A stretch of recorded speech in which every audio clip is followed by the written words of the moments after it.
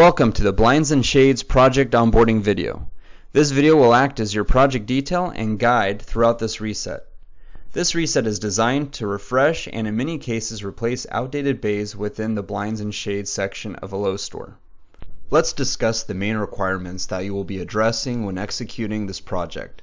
These requirements have been broken down into two sections, removal and installation. First, let's go over what needs to be removed. Remove the bay wrap, remove the current display sliders, and remove current overhead graphics. After this is complete, you will be installing the following. Install the new overhead graphics, install the new swing arm fixtures and displays, and install product dividers per the planogram. Every bay within the project scope will need to be reset. That also includes any set that isn't physically moving locations within the aisle. To understand what is considered in scope, please review the blueprint that has been drawn and assigned to your current project store. Let's use this blueprint as an example. If you notice, the bays within the blueprint are either white or shaded. For this project, your in-scope bays are shaded. There should have been 3 pallets shipped in for this reset. 2 of those pallets will contain a total of 6 boxes. Each box will have metal dividers, swing arm display fixtures, and hardware. The 3rd pallet will have an assortment of boxes.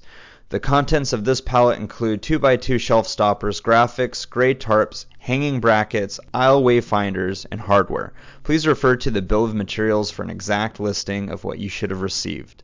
Additionally, the ODL blinds were shipped in separately. Please look at the PSA bay for this display fixture. While executing this reset, please keep your area clean with minimal clutter in the aisle. It is also important to follow Lowe's safety guidelines when working in the racking. Therefore, if you need to climb into a bay, please use a tether and harness to secure yourself. The execution process is as follows. Step 1. Remove and relocate the existing product to a temp location while you are working in the bay. Step 2. Remove all labels, tape, overhead graphics, the sliding display, then remove and demo the bay wrap. There should be an open top dumpster assigned to your store for this reset, which you can utilize.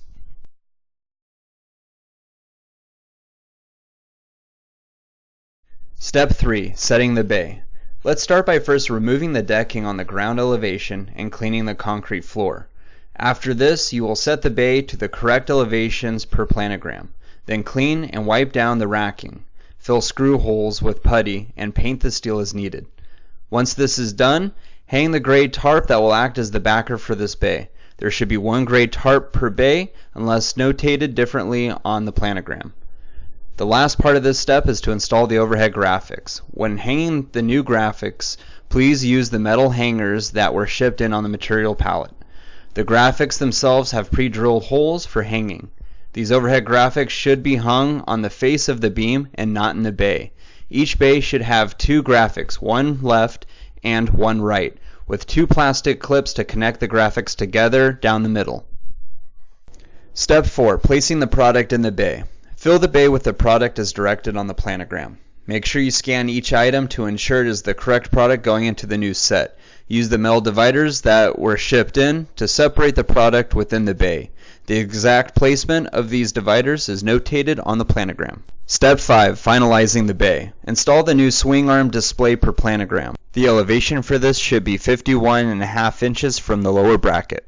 Then attach the 2 safety cables above the second elevation to prevent product from falling out of the rack. These elevations will vary depending on the product in the bay.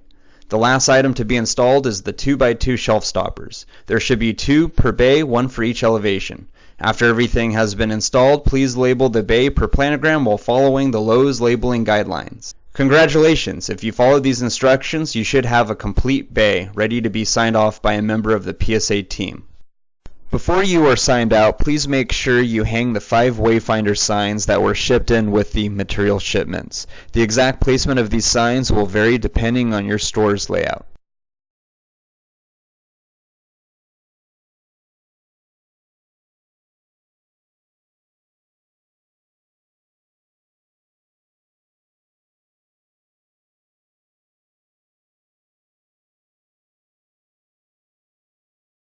If you'd like to see a walkthrough video of this reset, please watch the Blinds and Shades walkthrough video.